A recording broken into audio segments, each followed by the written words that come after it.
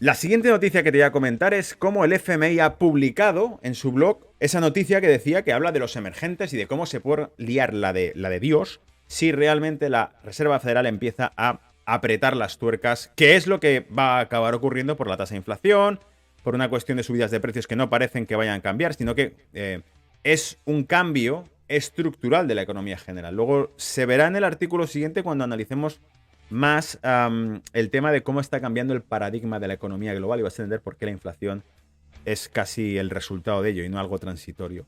Dice, la Reserva Federal se refirió a la evolución de la inflación como un factor clave en su decisión del mes pasado de acelerar la reducción gradual de las compras de activos.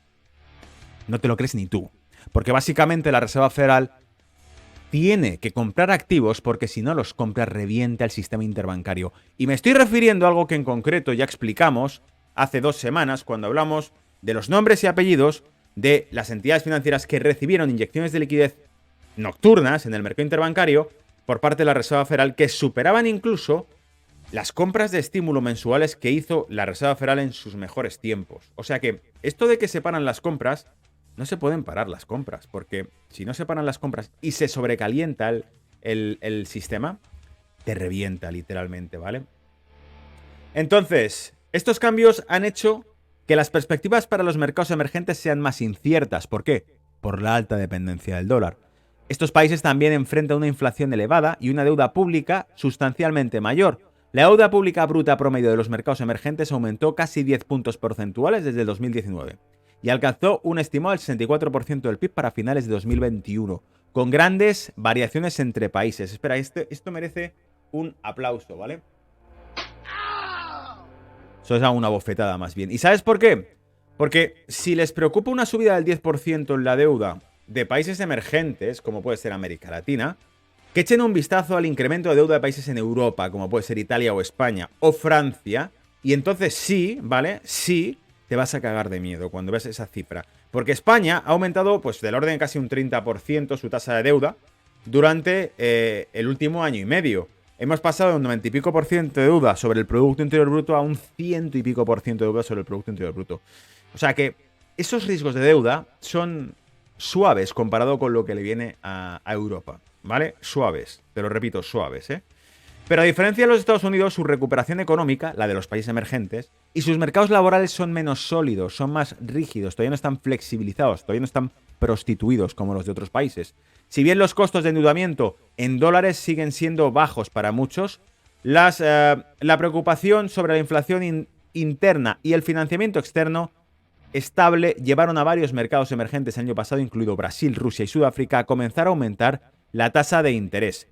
Este problema sí es interesante y sí afecta especialmente a países emergentes. Si tú te endeudas, es decir, si tú recibes crédito extranjero en dólares y tú emites una moneda que no es el dólar y debes pagar tus deudas en esa moneda, el problema que tienes es que si ese dólar que debes se vuelve más caro, tienes que pagar más monedas tuyas.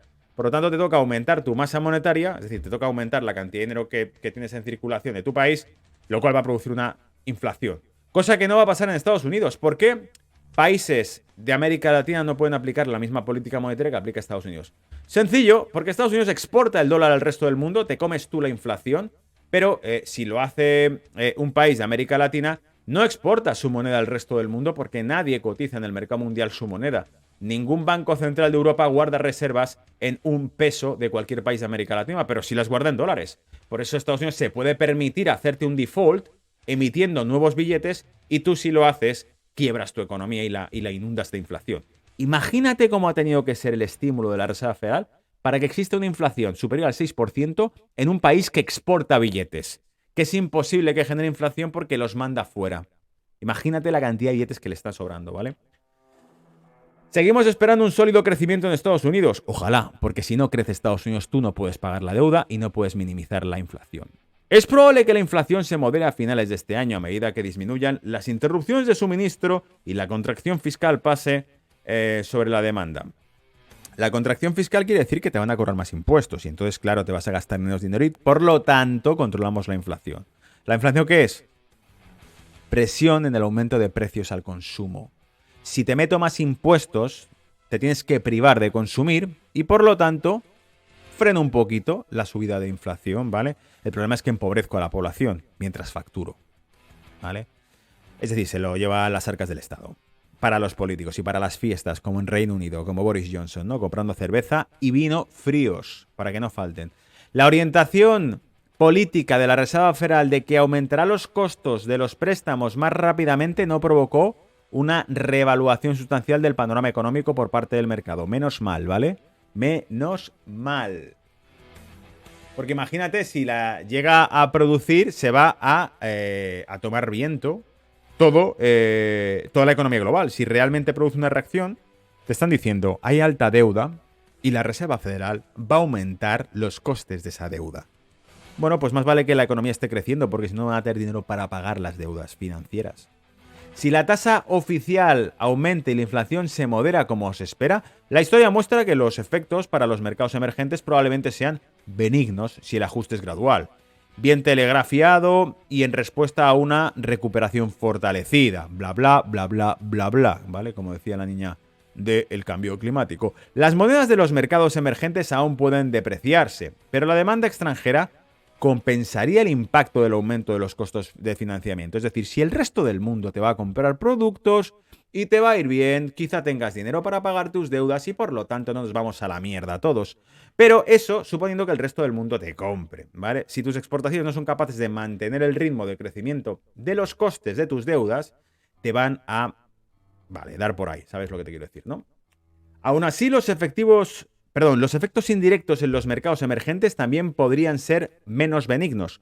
La inflación salarial generalizada en Estados Unidos a los cuellos de botella sostenidos en la oferta podrían impulsar los precios más de lo previsto y alimentar las expectativas de una inflación más rápida.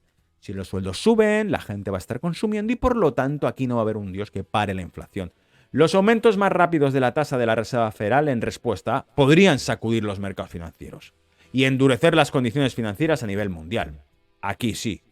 Si van demasiado rápido, si le meten demasiada caña, la economía mundial se va a asustar bastante porque va a haber una contracción del crédito y va a haber impagos, amigos.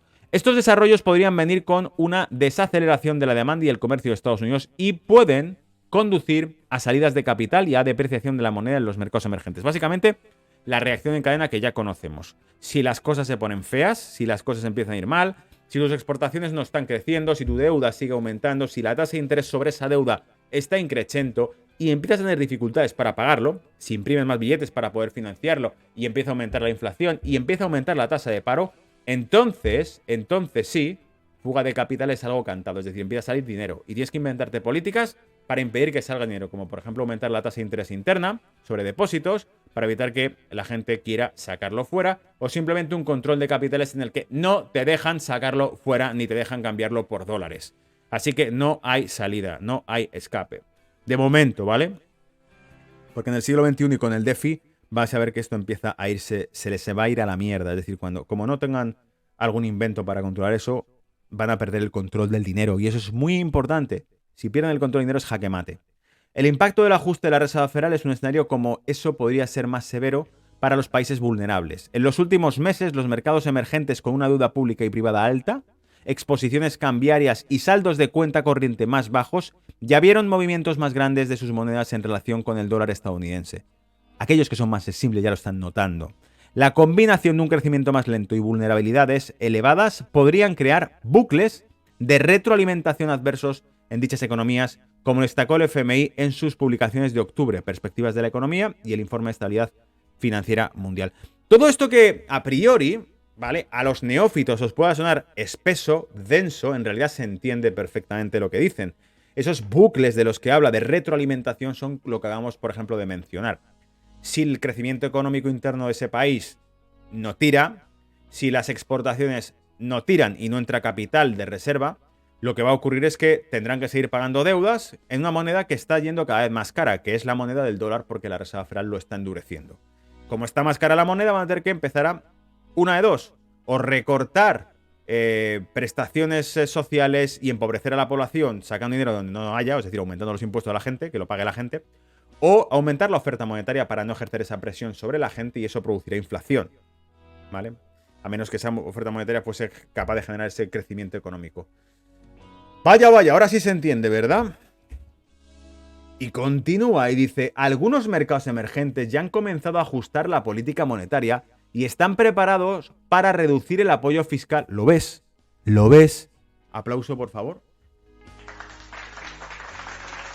Pues si es que, joder, si es que sota, caballo y rey, no hacen nada mucho más complejo, es que son la hostia. Es que es, bueno, si sale mal, pues se reduce el apoyo fiscal, que es que recortar servicios públicos y punto, que lo pague la gente. Eso o aumentar los impuestos.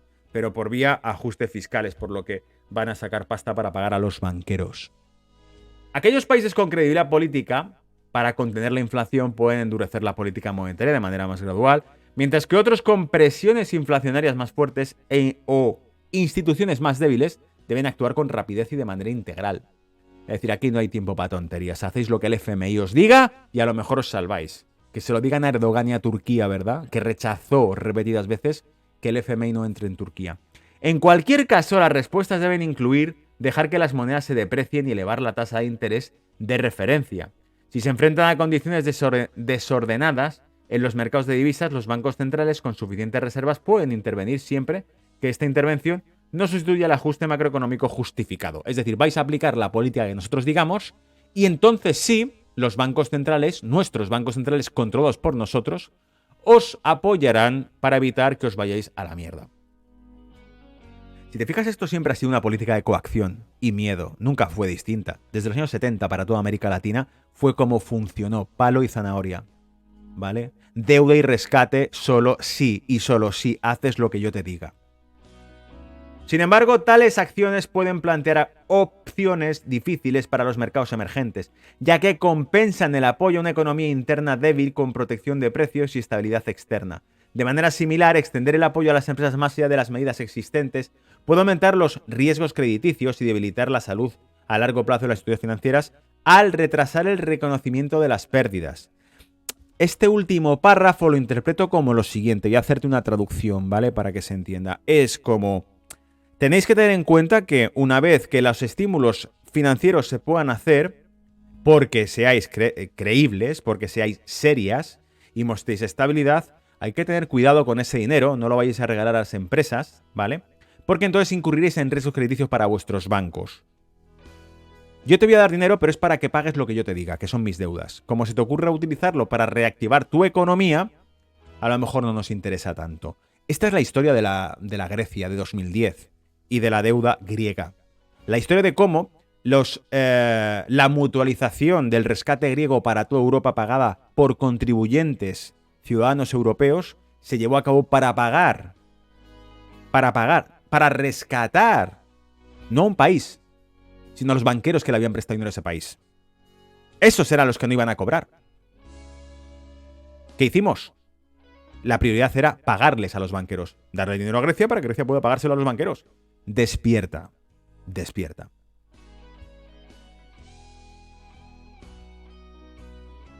Dice, para gestionar estas compensaciones, los mercados emergentes pueden tomar medidas ahora para fortalecer los marcos de políticas y reducir las vulnerabilidades. Los países con altos niveles de deuda denominada en moneda extranjera deberían tratar de reducir esos descalces y cubrir sus exposiciones cuando sea factible. Y para reducir los riesgos de refinanciación, el vencimiento de las obligaciones debe extenderse incluso si aumentan los costos. Más deuda incluso si es a mayores tipos de interés. Es decir, si estás en un hoyo, el consejo es que sigas cavando. Es posible que los países muy endeudados también deban iniciar un ajuste fiscal. ¿Lo ves como siempre aparece el ajuste fiscal?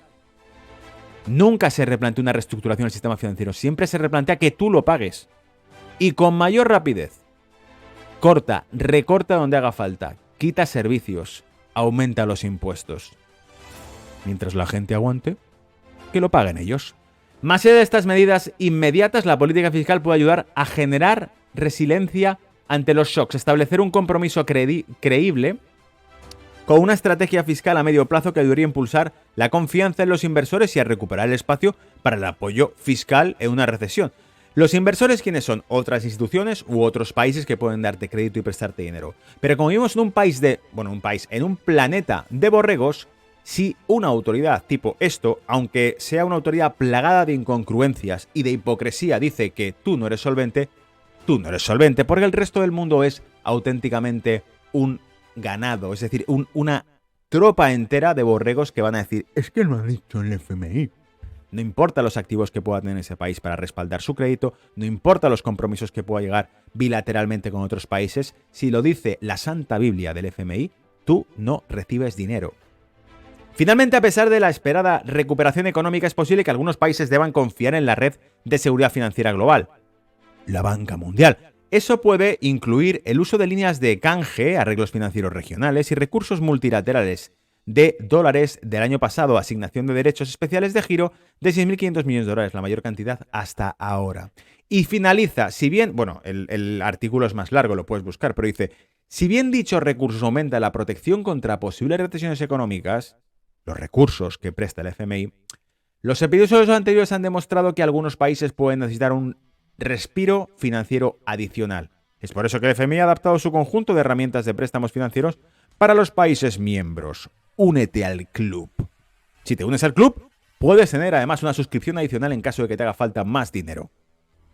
Como ves, en realidad, el planteamiento que se hace ha sido siempre el mismo durante las últimas crisis financieras mundiales de 30 e incluso 40 años atrás. Desde los años 70 y 80, las crisis de deuda que ha gestionado este organismo han sido siempre iguales. ¿Se arreglan con qué? Con agendas económicas, sino con un aumento de la deuda.